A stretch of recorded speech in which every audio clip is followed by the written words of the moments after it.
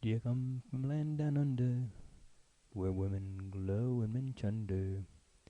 Can you hear the thunder? You better take care.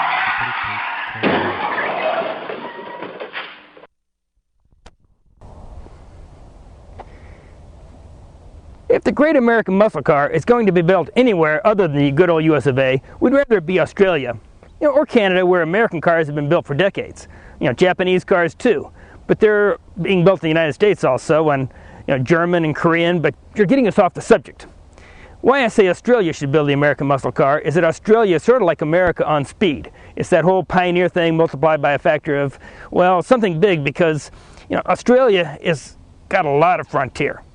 And some fast cars too, more like American cars than any other in the world. Which is a long way of getting to the subject of this carbuzzard.com RoadSkill report on the 2008 Pontiac G8 GT. The G8 is actually Pontiac's second visit to the land down under. The first was the underappreciated and ill-fated GTO. The idea was right, but the execution was wrong. It was an adaptation of existing right-hand drive model. So Pontiac went back to Holden to share in the development of the new Holden Commodore, or as it would be known here, the Pontiac G8, which is this. We're totally unembarrassed to say we love the way this car looks, combining the classic Pontiac split grille and the Pontiac Arrowhead logo, and the big black honeycomb grills that make the car look so wide. And look, it has nostrils. They're plugged, but they sure do look great. And in profile, with this steep windshield, the rising belt line, and this fast rear window, it looks like the whole car was just shrink wrapped around all the hard bits. Speaking of which, the G8 comes with either a 3.6 liter V6 or in the GT a 6.0 liter version of the General's trusty small block V8, rated at 361 horsepower and a whopping 385 pound-feet of torque. And it has what GM calls active fuel management, which shuts down 4 cylinders, making the V8 a thrifty 4-cylinder when there's a light demand for power. And the only transmission available with the V8 is the 6-speed Hydromatic 6L80E. Now, let's go to the other end and take a look at the trunk.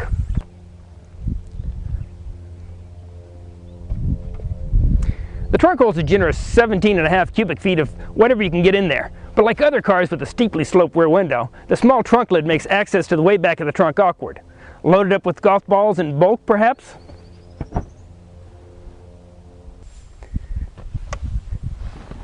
Now, because of the steep slope of the rear window, you have to be careful getting in so you don't bump your head. The back seat is roomy, and there's lots of legroom for 2 of the 3 in back. Pontiac reintroduces the drive shaft tunnel, otherwise known as the hump. It's why the youngest sib always rode in the middle seat. You have to watch your head getting in the front seat as well. Now, the front seats are bolstered. The seats are wide and the bolster is not particularly firm. The seats in our premium package equipped tester are leather, heated, and 6-way power, but the recline feature is by a twist knob on the lower side of the seat back. It's a $1,250 option, for crying out loud. Give us power recline. Now, aside from that, the quality of the interior is impressive. Danged impressive. There's a great feeling steering wheel, that's full of soft touch surfaces. Now, an oddity of the interior are the center mounted power window switches. It's not wrong, it's simply unusual. The cup holders are close together, almost too close together for standard medium-sized soft drink cups. And there's a center armrest that has a nice deep bin underneath.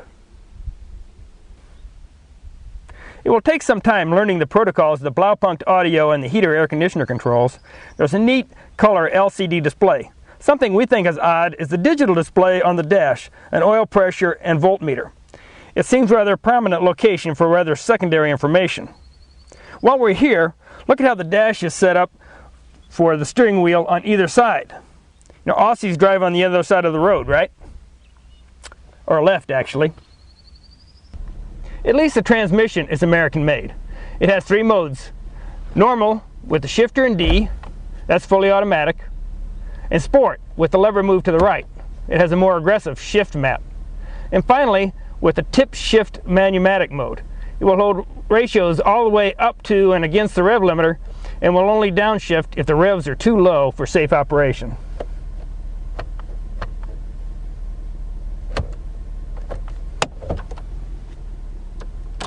Ah, an instrument panel as it is supposed to look, except no red line on the tachometer.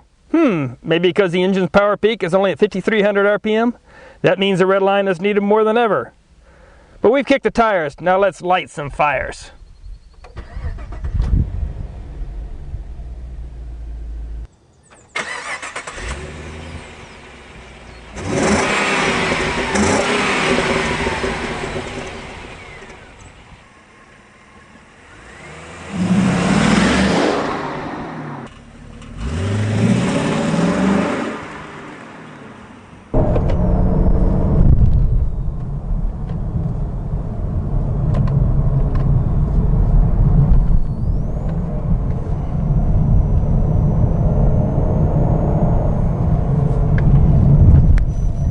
Is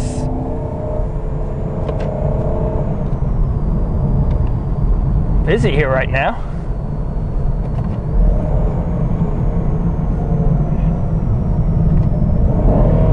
The suspension is struts up front and a 4-link independent system at the rear. And yes sir, it hangs in there on the rough stuff.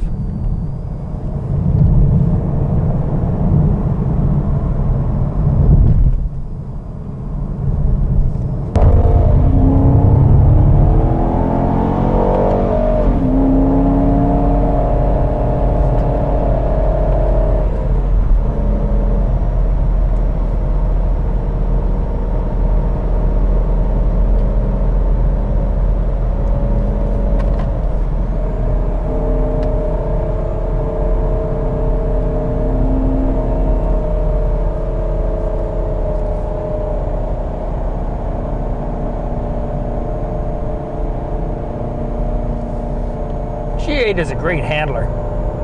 It's very balanced. When you get really to the end, you can make it understeer, but otherwise, you know, in any kind of normal situation, it just is very happy to go around corners.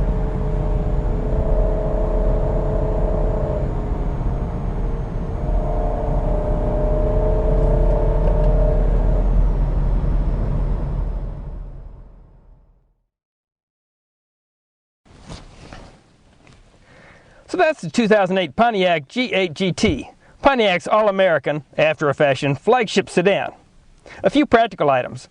The EPA will try to tell you that the G8 GT gets 15 miles per gallon city and 24 highway. That's not far from wrong because we got 14.5 in local ex-urban driving with an admittedly itchy right foot. Hey, who wouldn't?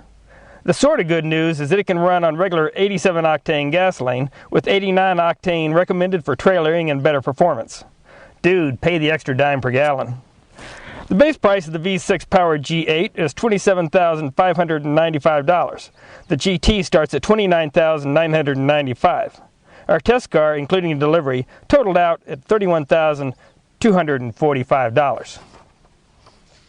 We're not going to make any rash claims, but the G8 GT is not just another great car at a great price.